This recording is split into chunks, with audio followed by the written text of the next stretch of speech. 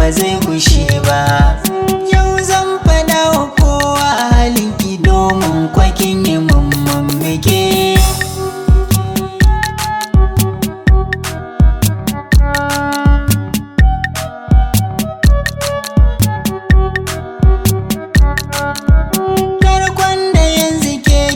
Saniya zana warware shi, ni ban cutar da ke ko guda ba, kan san kina yi kishi. Wannan faɗan idan ba da su ba ya za mu karkare shi. Zucikin ta kama shi, ai dole zan ja haushi. Kin ce da ni na turo gidanku bayan tun fara an ba da ke.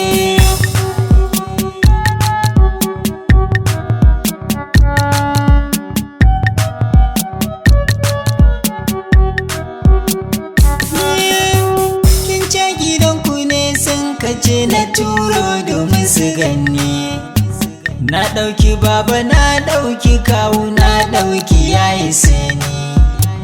Muka taho gidanku da zummar baikonki za a bani, jikina ne ya bani, zuci ta hau kaulani. Don kan makara so na yi kira ɗari ya wayar kikin mun suke.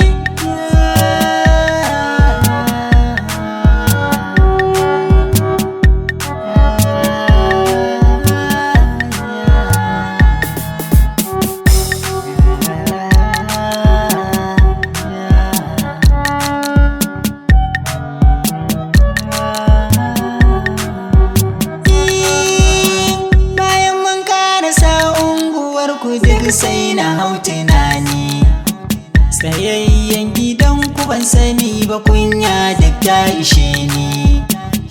Kuma gane ga magabata na kin sai da mu a tsauni, sai na tambayi wanne amsa guda ya bani.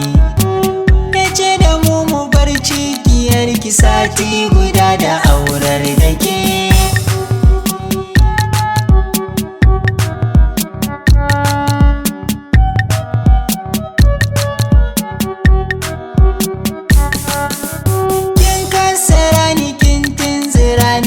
Sana a uku ba, in ban da sanadin kaddara ba zan rayuwa da ke ba.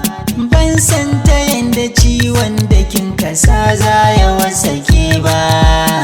Ni ban yarda da ke ba, ba zan rayu da ke ba. Domin kwakin yi min yaudarar da ba ma ta yanda zan tsallake.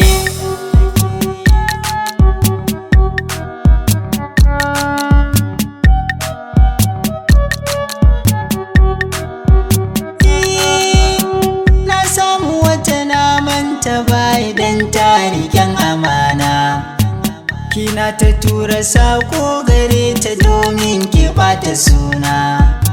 Kin ce da ita na yaudare ki, kin nuna hotuna na da auren ki